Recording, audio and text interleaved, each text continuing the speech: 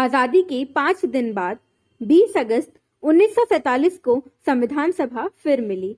जहां एक तरफ स्वतंत्रता मिलने की खुशी थी, वहीं कई शिकवे शिकायतें भी सामने आने लगी। अब संविधान सभा के आगे नई गंभीर चुनौतियां थी। वह देश के लिए नए कानून बनाने बैठे थे। 20 अगस्त के इस सेशन में संविधान को बाकायदा लिखित रूप देने की दिशा में काम शुरू किया गया। तय किया गया कि संविधान सभा के constitutional adviser sir Benegal Narasimha Rau सभा में पेश प्रस्तावों और कमिटीज की रिपोर्ट के आधार पर संविधान का एक ड्राफ्ट तैयार करेंगे। इस ड्राफ्ट को देख और परख कर उसे सही रूप देने की जिम्मेदारी थी ड्राफ्टिंग कमेटी की, जिसके अध्यक्ष चुने गए थे डॉक्टर भीमराव अंबेडकर। अब उन्हीं को तय करना था कि भारत के बाशिंदों के बुनियादी हक क्या होंगे, कितने होंगे और कैसे होंगे। बरसों पहले 1931 के रांची कांग्रेस अधिवेशन में पंडित जवाहरलाल नेहरू ने हर हिंदुस्तानी के मौलिक अधिकारों की बात सामने रखी थी। संविधान सभा ने फंडामेंटल राइट्स को लेकर आजादी से पहले ही सन 1947 में एक समिति बनाई थी। समिति लगातार 10 बार मिलती रही ताकि फंडामेंटल राइट्स को लेकर एक साफ तस्वीर सामने आ सके। संविधान में उन अधिकारों को सूचीबद्ध किया गया जिन्हें सुरक्षा देनी थी और उन्हें मौलिक अधिकारों की संज्ञा दी गई, और यह तय किया गया कि भारत के हर नागरिक को कहीं भी जाने आने, रहने बसने, जायदाद खरीदने और नौकरी काम व्यवसाय करने की पूरी आजादी होगी। यूं एक एक करके बराबरी, आजादी, संस्कृति और शिक्षा, शोषण के विरुद्ध और संवैधानिक सुरक्षा के अधिकार हर नागरिक के अधिकारों में जुड़ते चले गए। यह अधिकार भारतीय संविधान के 3 भाग में वर्णित हैं।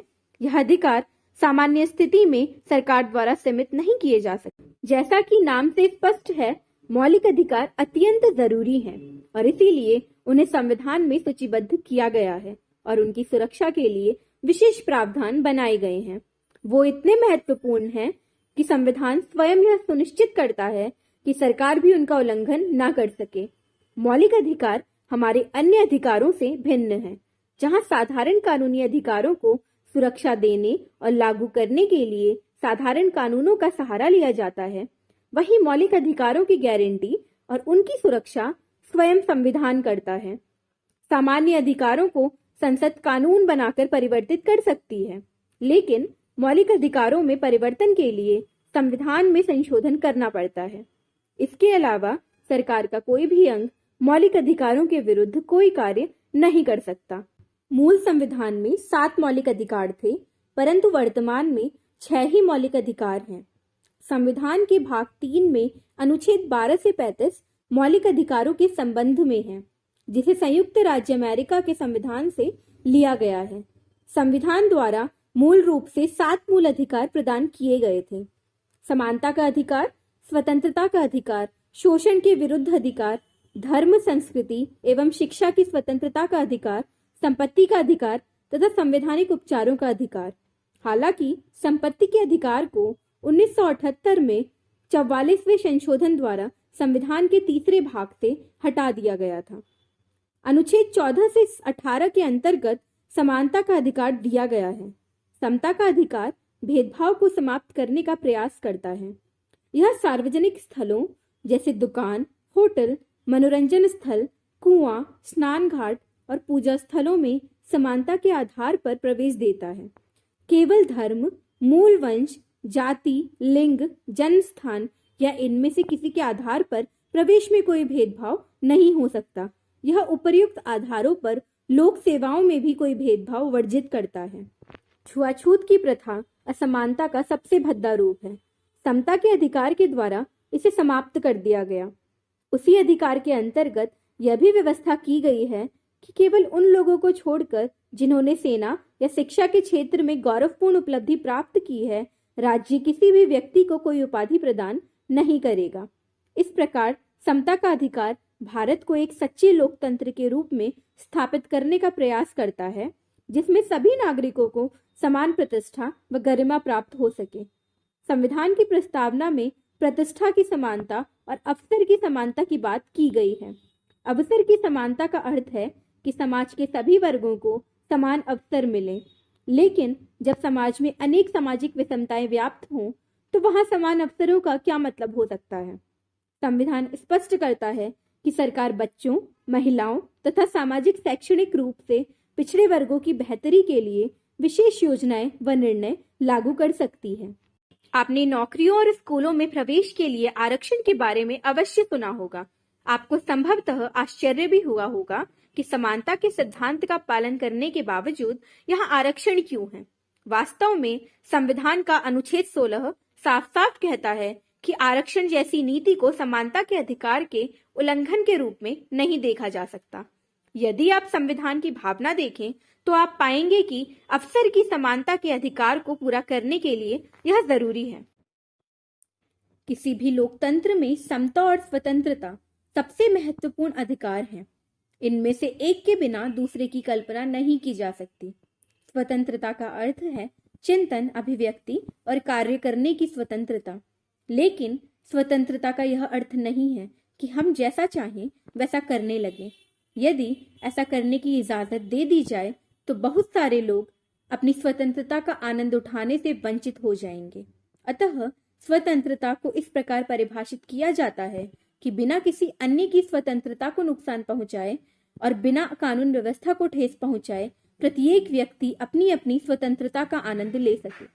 स्वतंत्रता के सबसे महत्वपूर्ण अधिकारों में जीवन और व्यक्तिगत स्वतंत्रता का अधिकार है। किसी भी नागरिक को कानून द्वारा निर्धारित प्रक्रिया का पालन किए बिना उसके जीवन और व्यक्तिगत स्वतंत्रता से वंचित नहीं किया जा सकता। इसका अर्थ यह है कि किसी भी व्यक्ति को बिना कारण बताए गिरफ्तार नहीं किया जा सकता। गिरफ्तार किए जाने पर उस व्यक्ति को अपने पसंदीदा वकील के माध्यम से अपना बचाव करने का अधिकार है। इसके अलावा पुलिस के लिए यह आवश्यक है कि वह अभियुक्त को 24 घंटे के अंदर निकटतम न्यायाधीश के सामने पेश करे। न्यायाधीश ही इस बात का निर्णय करेगा कि गिरफ्तार उचित है या नहीं। इस अधिकार द्वारा किसी व्यक्ति के जीवन को मनमाने ढंग से समाप्त करने के विरुद्ध ही गारंटी नहीं मिलती, बल्कि इसका दायरा और भी व्यापक है। सर्वोच्च न्यायालय के पिछले अनेक निर्णयों द्वारा इस अधिकार का दायरा बढ़ा है। सर्वोच्च न्यायालय के निर्णय के अनुसार इसमें शोषण से मुक्त और मानवीय गरिमापूर्ण जीवन जीने का अधिकार अंतर्निहित है। न्यायालय ने माना कि जीवन के अधिकार का अर्थ है कि व्यक्ति को आश्रय और आजीविका का भी अधिकार हो, क्योंकि इसके बिना कोई व्यक्ति जिंदा नहीं रह सकता। अपने संविधान के अनुसार प्रत्येक व्यक्ति को अपनी पसंद के धर्म का पालन करने का अधिकार है। इस स्वतंत्रता को लोकतंत्र का प्रतीक माना जाता है। इतिहास गवाह है कि दुनिया के अनेक देशों के शासकों और राजाओं ने अपने अपने देश की जनता को धर्म की स्वतंत्रता का अधिकार नहीं दिया। शासकों से अलग धर्म को मानने वाले लोगों को या तो मार डाला गया या विवश किया गया कि वे शासकों द्वारा मान्य धर्म को स्वीकार कर लें। अतः लोकतंत्र में अपनी इच्छा के अनुसार धर्म पालन करने की स्वतंत्रता को हमेशा एक बुनियादी सिद्धांत के रूप में स्वीकार किया गया है। हमारा संविधान मानता है कि विविधता हमारे समाज की मजबूती है। अतः अल्पसंख्यकों का अपनी संस्कृति को बनाए रखने का अधिकार एक मौलिक अधिकार है। किसी समुदाय को केवल धर्म के आधार पर नहीं, बल्कि भाषा और संस्कृति के आधार पर भी अल्पसंख्यक माना जाता है। अल्पसंख्यक वह समूह है जिनकी अपनी एक भाषा या धर्म होता है और देश के किसी एक भाग में या पूरे देश में संख्या के आधार पर वे किसी अन्य समूह से छोटा है। ऐसे अल्पसंख्यक समूहों को अपनी भाषा, लिपि और संस्कृति को सुरक्षित रखने और उसे विकसित करने का अधिकार है। भाषाई या धार्मिक अल्पसंख्यक अपने शिक्षण संस्थान खोल सकते हैं। ऐसा करके वे अपनी संस्कृति को सुरक्षित और विकसित कर सकते हैं। शिक्षण संस्थान को वित्तीय अनुदान देने के मामले में सरकार इस आधार पर भेदभाव नहीं करेगी कि उस शिक्षण संस्थान का प्रबंध किसी अल्पसंख्यक समुदाय के हाथ में है। इस बात से हर कोई सहमत होगा कि हमारे संविधान में मौलिक अधिकारों की सूची बड़ी आकर्षक है, लेकिन अधिकारों की विस्तृत सूची देना ही काफी नहीं। कोई ऐसा तरीका होना चाहिए जिससे उन्हें व्यवहार में लाया जा सके और उल्लंघन होने पर अधिकारों की रक्षा की जा सके।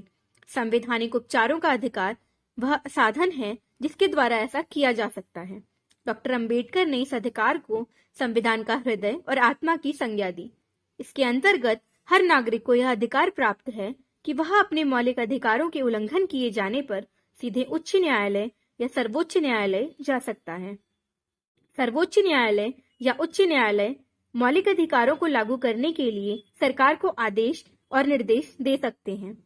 न्यायालय की व्याख्याओं ने अनेक अधिकारों का क्षेत्र विस्तृत कर दिया है। हमारी सरकार और प्रशासन इसी परिप्रेक्ष्य में काम करते हैं। अधिकार सरकार के कार्यों की सीमा तय करते हैं और देश में लोकतांत्रिक शासन सुनिश्चित करते हैं।